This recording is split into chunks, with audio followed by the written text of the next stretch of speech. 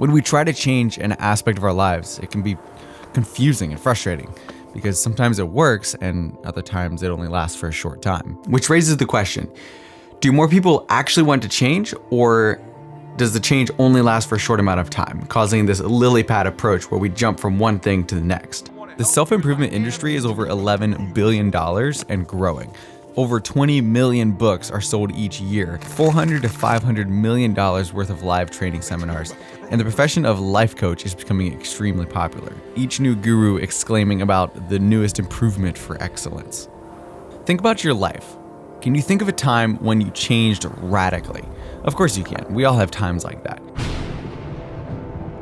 Now, if you take the time, you can probably also think of ways where you're basically the exact same person as you were a few years ago. Why is this? Well, we all have a baseline that we return to in every area of life. This is the baseline of who we believe we are, the story of our identity that we link to different areas of our life. And our minds fiercely protect this baseline because a fundamental law is that everything must have an identity. Either it is or it is not. There is no gap, there is no in between. So if you can't consciously label something, your mind will do it for you. And this baseline controls a lot of how and when you change, because you're not going to change long term without adopting some kind of new baseline, especially if it's big change. I'll give you an example. If I asked you right now to stop what you're doing and go take a cold shower, 99% of you would be, no, absolutely not. Well, why not? What's the difference between me taking a cold shower and thoroughly enjoying every second of it and you taking a cold shower and hating it? Well, because your comfort zone is very close to who you are. It's a large part of your identity, and outside of that is scary. Your brain doesn't know what's on the other side of that, and it will protect you and keep you inside of that. Who knows what is on the other side of that?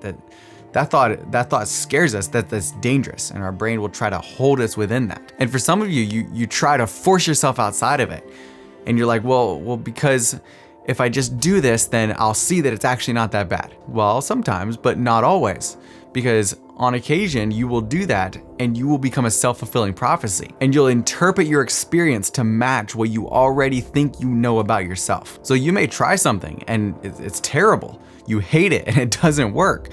So your brain says, see, I told you we can't talk to strangers or take cold showers or exercise or fill in the blank. It becomes a repeating pattern that gets intensified and just gets worse and worse. Sometimes we decide before we even try something that it won't work. Other times we try something that we think won't work and it does work, and it's so jolting to what we thought was true or what we thought was our reality that it shifts our baseline, because it was absolutely not what we're expecting, and it's enough of a whack that it moves that baseline. But how much more change do you think you could obtain if we had the attitude of, I can learn, I can change, and if we could consciously control the changing of our baseline reality, of what we believe is true and what we believe will work? If our baseline wasn't fixed, if we could change it consciously. Sometimes, not always, because to say that this is the only thing that affects change would be illogical, but sometimes when we don't change, it's because we decided before we even started that it wouldn't work. We have a fixed baseline that we return to no matter what. Sometimes because that is what brings us security. We all have areas in our lives where we know that we should change, and we don't need someone to tell us. Is it possible that we don't do the things that we know that we should do because it would require us to change our baseline, to change who we are comfortable being? Often our brain equates change with danger, because we may say, if I do that, I might become a totally different person. And we don't like that. Usually that thought scares us. And so even though logically we may know that it's good for us, our mind still tries to protect us from that. How do we change this behavior? How do we change our baseline? The way we do this is by slowly beginning to challenge what we normally return to, and start with the small things that you know you should change, the no-brainers. Clean your room, wake up when you know you should, organize your day, whatever it is for you, the things that you know that you should do, and then take time to evaluate. By doing this, you are reconnecting what you link pain and pleasure to. And this needs to be done consciously. And sometimes it's something that you literally have to sit down and write out how this change or behavior would improve your life and how that's better than where you are now.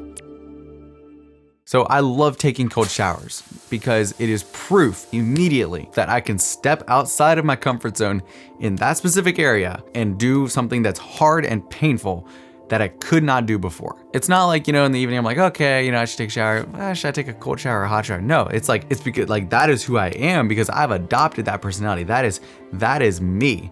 And to not do it would be almost more painful than actually doing it, because doing that and experiencing the empowerment that comes from that and the discomfort that is proof of these things. And so because I've manually linked pleasure to that experience, I find it more enjoyable, and I enjoy that more than the physical discomfort that I put my body through. And so I challenge you to not take this video and assume that it won't work for you. And oh, well, that works for you, but that won't probably work for me, because that's the first step in you not being able to change. So truly take time to evaluate what you were linking pain and pleasure to, and what baseline you return to every time, because we all have some sort of baseline. We have to. And once I learned this, and once I started evaluating the areas of discomfort, the areas of fear, or of places that I was terrified to go, I started realizing that there was a lot of similarities in what I was identifying with and what I was returning to every time. And it was incredibly unhealthy. And it's been there for so many years. It's still something I'm working on. But it has liberated me in so many ways, so many areas that I could not change before. And it's allowing me to change those areas now. And that's really encouraging. And so, yeah, please don't write this off. And I'd love to dig so much deeper into what's happening when you change, like frustration, or all these things that actually push us through change, and we just don't realize it. We're not adapted to it. But unfortunately, I don't have time. So I'll direct you to this video here in the middle of the screen that will teach you those things.